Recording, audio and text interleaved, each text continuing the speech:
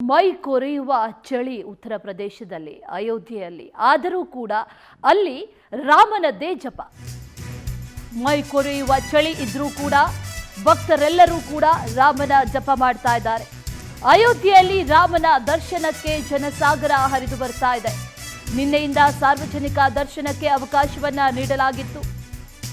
ನಿನ್ನೆಯಿಂದಲೂ ಕೂಡ ಸಾಗರೋಪಾದಿಯಲ್ಲಿ ಭಕ್ತರು ಆಗಮಿಸ್ತಾ ಇದ್ದಾರೆ. ಭಕ್ತರನ್ನ ನಿಯಂತ್ರಿಸೋದಕ್ಕೆ ಪೊಲೀಸರು ಹರಸಾಹಸ ಪಡ್ತಾ ಇದ್ದಾರೆ. ಸರತಿ ಸಾಲಿನಲ್ಲಿ ದರ್ಶನಕ್ಕೆ ನಿಂತಿದ್ದಾರೆ ರಾಮ ಭಕ್ತರು. ಸಾಗರೋಪಾದಿಯಲ್ಲಿ ಹರಿದು ಬರ್ತಾ ಇದ್ದಾರೆ.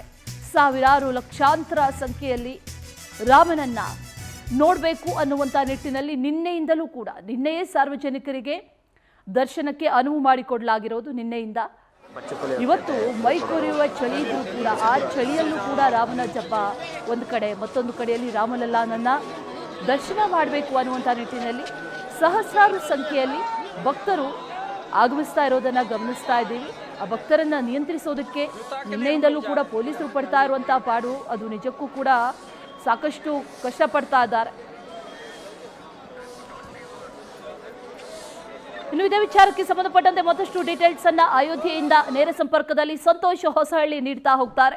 ಸಂತೋಷ್, ಅಲ್ಲಿ ಮೈ ಕೊರೆಯೋ ಚಳಿ ಅಷ್ಟಿದ್ರೂ ಕೂಡ ನಿನ್ನೆಯಿಂದಲೂ ಕೂಡ ಸಾಕಷ್ಟು ಸಂಖ್ಯೆಯಲ್ಲಿ ಜನರು ಆಗಮಿಸಿ ದರ್ಶನವನ್ನ ಪಡಿತಾ ಇದ್ದಾರೆ. ಇವತ್ತು ಕೂಡ ಲಕ್ಷಾಂತರ ಜನ ಆಗಮಿಸುವಂತ ನಿರೀಕ್ಷೆ ಇದೆ. ಏನೇನು ಡೀಟೇಲ್ಸ್ ಇದೆ ಸಂತೋಷ್?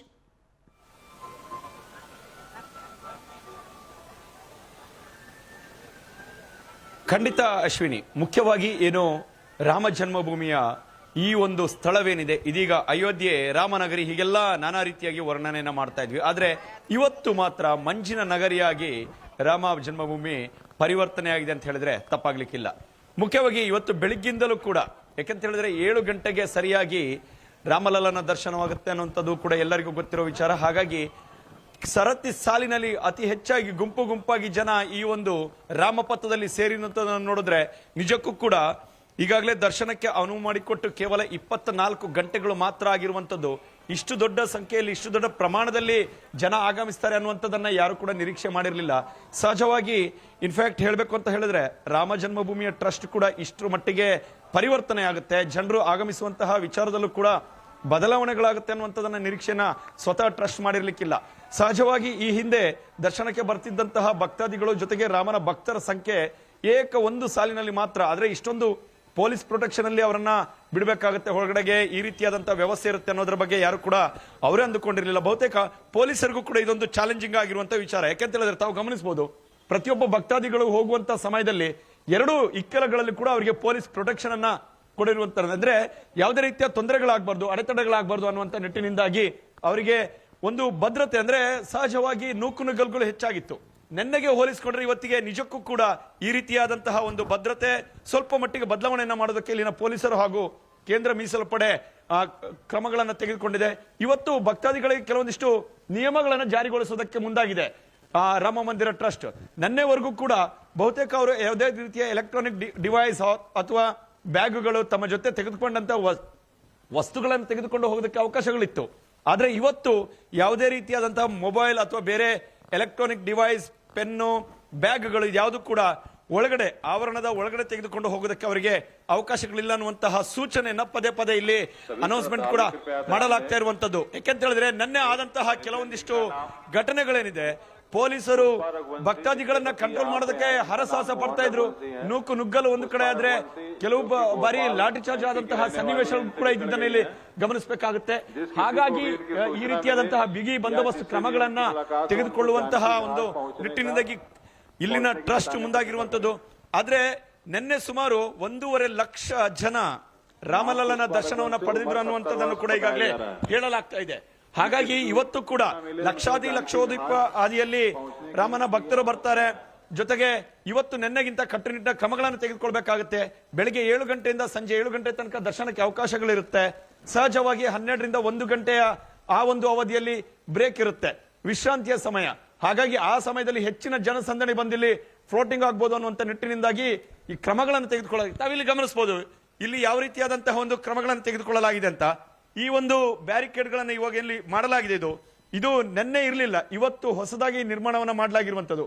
ಹೋಗುವಂತಹ ಭಕ್ತಾದಿಗಳು ಇದೇ ಸಾಲಿನಲ್ಲಿ ಹೋಗಬೇಕು. ಮತ್ತೆ ವಿಶೇಷವಾಗಿ ಅತಿ ಹೆಚ್ಚು ಭಕ್ತಾದಿಗಳು ಬರುವಂತ ಸಮಯದಲ್ಲಿ 3 ಲೈನ್ಗಳನ್ನ ಇಲ್ಲಿ ಬ್ಯಾರಿಕೇಡ್ ಮುಖಾಂತರವಾಗಿ ರಚನೆ ಮಾಡಲಾಗಿದೆ. ಇದೇ ಲೈನ್ ನಲ್ಲಿ ಹೋಗ್ಬೇಕು. ಇವಾಗ ಬೆಳಿಗ್ಗೆ ಆಗಿರೋದ್ರಿಂದ ಸ್ವಲ್ಪ ಮಟ್ಟಿಗೆ ಜನ ಕಡಿಮೆ ಬರ್ತಾ ಇದ್ದಾರೆ. ಹೀಗಾಗಿ ಒಂದು ಲೈನ್ ನಲ್ಲಿ ಬಿಡ್ತಾ ಇರುವಂತ, ಇನ್ನು 2 ಲೈನ್ ಇನ್ನೊಂದು ಗಂಟೆ 2 ಗಂಟೆಯ ವೇಳೆಗೆ ಮತ್ತಷ್ಟು ಜನಸಂದಣಿ ಜಾಸ್ತಿ ಆಗುವಂತ ಸಾಧ್ಯತೆ ಇರುತ್ತೆ.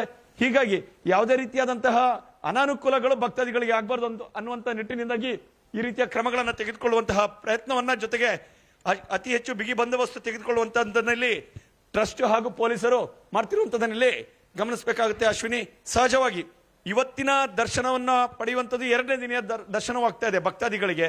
ಆದ್ರೂ ಕೂಡ ದೇಶದ ನಾನಾ ಮೂಲೆ ಮೂಲೆಗಳಿಂದ ಭಕ್ತಾದಿಗಳು, ರಾಮನ ಭಕ್ತರು ಆಗಮಿಸಿ ಈ ಒಂದು ರಾಮಲಲ್ಲನ ದರ್ಶನ ಪಡಿಲೇಬೇಕು ಅನ್ನುವಂಥದ್ದನ್ನ ನಿರ್ಧಾರ ಮಾಡಿಕೊಂಡು ಈ ರೀತಿಯ ಬೆಳಿಗ್ಗೆ ಈ ಒಂದು ಚಳಿಯಲ್ಲೂ ಕೂಡ, ಮಂಜಿದೆ, ಚಳಿ ಇದೆ, ಅವರು ಇಂತಹ ಒಂದು ಸಮಯದಲ್ಲಿ ಬಹುತೇಕರು ಹಿಂದೇಟನ್ನು ಹಾಕುವಂಥದ್ದು ಸಹಜವಾಗಿರುತ್ತೆ. ಆದ್ರೆ ಚಳಿ ಯಾವುದನ್ನು ಲೆಕ್ಕಿಸದೆ ದರ್ಶನ ಪಡೆಯುವಂತಹ ಪ್ರಯತ್ನಕ್ಕಿದೀಗ ಮುಂದಾಗ್ತಿದ್ದಾರೆ. ಅಶ್ವಿನಿ, ಸಂತೋಷ್, ಇದರ ಜೊತೆಯಲ್ಲಿ ಗಮನಿಸೋದಾದ್ರೆ ನಿನ್ನೆ ಆದಂತ ಒಂದಷ್ಟು ವಿಚಾರಗಳು, ಆ ನೂಕುನುಗ್ಗಲಾಗಿರ್ಬೋದು, ಪ್ರತಿಯೊಂದನ್ನು ಕೂಡ ಅವಾಯ್ಡ್ ಮಾಡೋದಕ್ಕೆ ಅಥವಾ ಅದನ್ನ ಪರ್ಮನೆಂಟ್ ಆಗಿ ಒಂದು ಸೊಲ್ಯೂಷನ್ ಅಂತ ಕೊಡೋದಕ್ಕೆ ಈಗ ಅಲ್ಲಿ ಬ್ಯಾರಿಕೇಡ್ಗಳನ್ನ ನಿರ್ಮಾಣ ಮಾಡಿದ್ದಾರೆ. ಆದ್ರೆ ಅದು ಟೆಂಪರರಿ ಅನ್ನೋದು ಕಾಣಿಸ್ತಾ ಇದೆ. ಆ ಪರ್ಮನೆಂಟ್ ಸೊಲ್ಯೂಷನ್ ಅನ್ನುವಂಥದ್ದನ್ನ ಈಗ ಏನಾದರೂ ಟ್ರಸ್ಟ್ ಅದ್ರ ಬಗ್ಗೆ ಏನಾದರೂ ಮಾಹಿತಿಯನ್ನ ನೀಡಿದೆಯಾ? ಅಶ್ವಿನಿ, ಈಗ ಆರಂಭದ ದಿನಗಳಾಗಿದೆ. ಯಾಕೆಂತ ಹೇಳಿದ್ರೆ ಈ ಹಿಂದೆ ಇದ್ದಂತಹ ರಾಮಲಲ್ಲನ ದರ್ಶನವೇನಿತ್ತು ಅದು ಕೇವಲ ಒಂದು ಅಷ್ಟು ಪ್ರಚಾರವನ್ನ ಪಡೆದುಕೊಳ್ತಾ ಇರಲಿಲ್ಲ. ರಾಮ ಜನ್ಮಭೂಮಿ ರಾಮ ಮಂದಿರ ಉದ್ಘಾಟನೆ ಆಗ್ತಾ ಇದೆ, ರಾಮಲಲ್ಲನ ದರ್ಶನ ಯಥಾವತ್ತಾಗಿ ನಡೀತಾ ಇತ್ತು. ಆದ್ರೆ ಇದೀಗ ಪರಿಸ್ಥಿತಿ ಬದಲಾವಣೆ ಆಗಿದೆ. ಹೀಗಾಗಿ ಇಂತಹ ಸಮಯದಲ್ಲಿ ರಾಮಲಲ್ಲನ ದರ್ಶನಕ್ಕೆ ಬರುವಂತಹ ಭಕ್ತಾದಿಗಳ ಸಂಖ್ಯೆ 100 ಪಟ್ಟು ಅಧಿಕವಾಗುತ್ತೆ. ಕೇವಲ ಒಂದು ಭಾಗದಿಂದ ಬರೋದಿಲ್ಲ, ವಿದೇಶಗಳಿಂದಲೂ ಬರ್ತಾರೆ. ಪ್ರವಾಸಿಗರು ಬಂದಂತ ಸಮಯದಲ್ಲಿ ಸಹಜವಾಗಿ ಈ ಒಂದು ರಾಮ ಜನ್ಮಭೂಮಿಗೆ ಭೇಟಿಯನ್ನು ಕೊಡ್ತಾರೆ. ಆಗ ಅವರಿಗೆ ಸಾಕಷ್ಟು ರೀತಿಯಾದಂತಹ ನಿಯಮಗಳನ್ನು ಕೂಡ ಇಲ್ಲಿ ರೂಪಿಸಬೇಕಾಗುತ್ತೆ. ಹಾಗಾಗಿ ಇಲ್ಲಿ ತಾವು ಗಮನಿಸಬಹುದು, ವಿಶೇಷವಾಗಿ ಪರ್ಮನೆಂಟ್ ಸೊಲ್ಯೂಷನ್ ಮಾಡಬೇಕು ಅಂತ ಹೇಳಿದ್ರೆ ಇನ್ನೂ ಕೂಡ ನಿರ್ಮಾಣ ಹಂತದಲ್ಲಿ ಕೆಲವೊಂದಿಷ್ಟು ಕಟ್ಟಡಗಳಿದೆ, ಅವರಿಗೆ ಲಾಕರ್ಗಳನ್ನ ಈಗಾಗಲೇ ಇದು ಮಾಡುವಂಥದ್ದು. 2ನೇದಾಗಿ ಜೊತೆಗೆ ಲೈನ್ಗಳನ್ನ ಹಾಕುವಂಥದ್ದು, ಎಲ್ಲವೂ ಕೂಡ ಪರ್ಮನೆಂಟ್ ಸೊಲ್ಯೂಷನ್ ಅಂತ ಹೇಳಿದ್ರೆ ಇದು ಅಂತಿಮ ಹಂತದ ರೂಪುರೇಷೆಗಳು ನಿರ್ಮಾಣ ಅಂತ ಮುಗಿದ ಬಳಿಕ ಇದಕ್ಕೆ ಒಂದು ಅಂತಿಮ ಹಂತದ ಒಂದು ಕೆಲವೊಂದಿಷ್ಟು ರೂಮ್ಸ್ ಗಳನ್ನು ಕೂಡ ಇದು ಮಾಡಲಾಗುತ್ತೆ. ಇಲ್ಲಿ ಬಂದಿರುವಂತಹ ಭಕ್ತಾದಿಗಳನ್ನು ಕೂಡ ಮಾತನಾಡಿಸ್ತೇನೆ. ಅವ್ರು ಎಲ್ಲಿಂದ ಬಂದಿದ್ದಾರೆ ಏನು ಅಂತ. ಸರ್, ತಾವ್ ಎಲ್ಲಿಂದ ಬಂದಿದ್ದೀರಿ? कहाँ से आए आप? हम हैदराबाद से आए थे। हैदराबाद से आए। कितना लोग? हम पूरा 35 जने हैं। ಸಾಕಷ್ಟು ಜನ ಭಕ್ತಾದಿಗಳು ತಮ್ಮ ಅಭಿಪ್ರಾಯಗಳನ್ನು ಕೂಡ ಹಂಚಿಕೊಳ್ಳುವಂತ ಪ್ರಯತ್ನವನ್ನ ಮಾಡ್ತಾರೆ. ಆದ್ರೆ ಒಬ್ಬರು ಇಲ್ಲಿ ನಿಂತ್ಕೊಂಡ್ರೆ ಸಹಜವಾಗಿ ಅತಿ ಹೆಚ್ಚು ಜನಸಂದಣಿ ಉಂಟಾಗುತ್ತೆ ಅನ್ನುವಂತ ನಿಟ್ಟಿನಿಂದಾಗಿ ಅವರೆಲ್ಲರನ್ನ ಭಕ್ತಾದಿಗಳನ್ನ ಮುಂದಕ್ಕೆ ಹೋಗುವಾಗ ಸೂಚನೆಯನ್ನು ಕೂಡ ಪೊಲೀಸರು ಇಲ್ಲಿ ಜೊತೆಗೆ ಕೇಂದ್ರ ಮೀಸಲು ಪಡೆ ಕೊಡುವಂತಹ ನಿಟ್ಟಿನಿಂದ ಕೆಲಸವನ್ನ ಮಾಡ್ತಾ ಇದ್ದಾರೆ. ಯಾಕೆಂತ ಹೇಳಿದ್ರೆ ನಿನ್ನೆ ಸಾಕಷ್ಟು ರೀತಿಯಾದಂತಹ ಅನಾಹುತಗಳು, ಅಡೆತಡೆಗಳು, ಅನಾನುಕೂಲಗಳು ಭಕ್ತಾದಿಗಳಿಗೆ ಆಗ್ತಾ ಇತ್ತು. ಪೊಲೀಸರು ಅವರನ್ನ ಕಂಟ್ರೋಲ್ ಮಾಡಬೇಕು ಅಂತ ಹೇಳಿದ್ರೆ ಅಷ್ಟು ಸುಲಭದ ಕೆಲಸವಾಗ್ತಿರ್ಲಿಲ್ಲ. ಹೀಗಾಗಿ ತಾತ್ಕಾಲಿಕವಾಗಿ ಈ ರೀತಿಯಾದಂತಹ ಒಂದು ಬ್ಯಾರಿಕೇಡ್ ನಾವು ನಿರ್ಮಾಣ ಹಂತಗಳನ್ನ ಮಾಡಿ ಜನರನ್ನ ಸರತಿ ಸಾಲಿನಲ್ಲಿ ಕಳಿಸುವಂತಹ ಕೆಲಸ ಇದೀಗ ಪೊಲೀಸರಿಂದ ಆಗ್ತಾ ಇದೆ. ಜೊತೆಗೆ ಟ್ರಸ್ಟ್ ಸೂಚನೆ ಅನ್ವಯ ಮುಂದಿನ ದಿನಗಳಲ್ಲಿ ಸಂಪೂರ್ಣವಾಗಿ ಈ ಒಂದು ರಾಮ ಮಂದಿರ ನಿರ್ಮಾಣವಾದ ಬಳಿಕ ಈ ಆವರಣದಲ್ಲಿ ಅವರಿಗೆ ಹೋಗುವಂತಹ ಲೈನ್ಗೆ ಬೇಕಾದಂತಹ ವ್ಯವಸ್ಥೆಗಳನ್ನ ಪರ್ಮನೆಂಟ್ ಸೊಲ್ಯೂಷನ್ ಅನ್ನು ಮಾಡುವಂತಹ ಕೆಲಸವೂ ಕೂಡ ಮುಂದೆ ಟ್ರಸ್ಟ್ ಕಡೆಯಿಂದ ಆಗಲಿದೆ. ಓಕೆ ಸಂತೋಷ್, ಥ್ಯಾಂಕ್ ಯು ನಿಮ್ಮೆಲ್ಲ ಡೀಟೇಲ್ಸ್ಗೆ.